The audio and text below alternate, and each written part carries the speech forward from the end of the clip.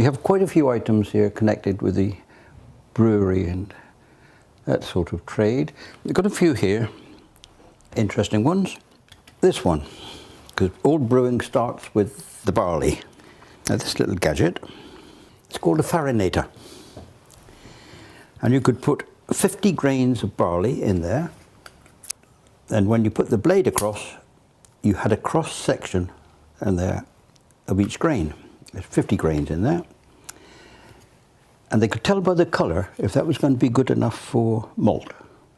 If they were a steely grey, no good at all for animal feed. If they were a chalky white, that was ideal for malting. It says some of the farmers used to just bite it in half and have a look at it, but I think this is a bit more accurate than that. That was a farinator. Right, now we have an ale slipper. I'm amazed that a lot of people don't seem to have ever heard of ale slippers.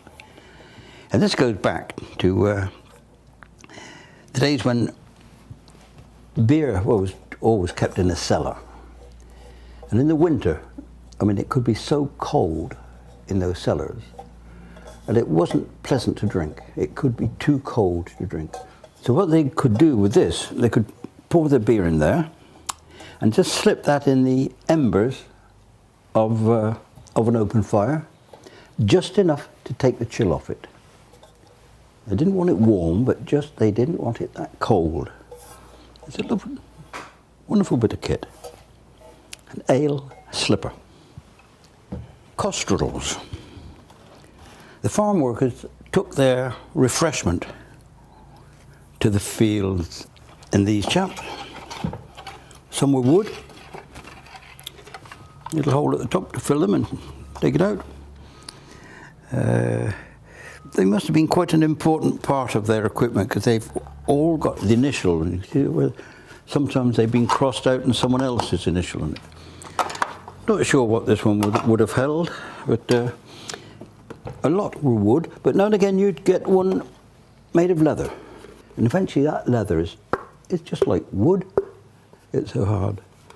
I suppose that was put in some shady spot, keep the sun off it. What you often see nowadays is that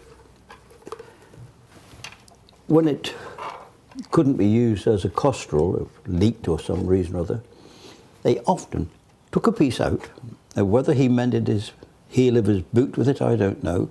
But then you had a container you could hang up in the shed and put all sorts of odds and ends in it.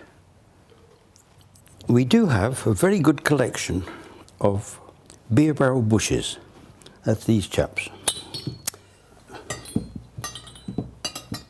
They went in the top of a beer barrel permanently, so that when it had been refilled, they could hammer a wooden bung in there as hard as they liked to get a good seal, and it couldn't split the wood.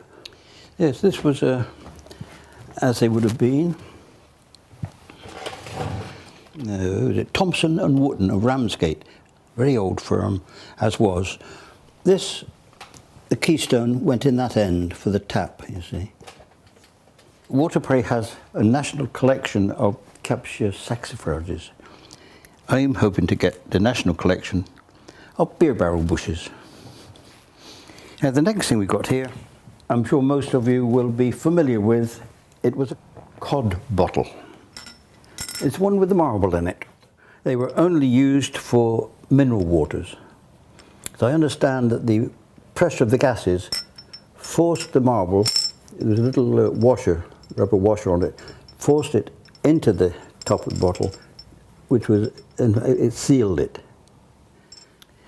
The average boy had no difficulty in sticking something there to break the seal, but they did have these made. These little gadgets you could put on top, give them a thump, or even a brass one. They even had them on the end of corkscrews to open the cod bottle. Now that was the origin of the expression codswallop, because beer was, or used to be referred to as wallop. You know, I can hear them saying it now. God, those old boys didn't have some wallop last night. You know? But anything that was in there was mineral water. Well, to those who were preferred ale, mineral water wasn't a lot of good. So anything that was not a lot of good became known as codswallop. So there.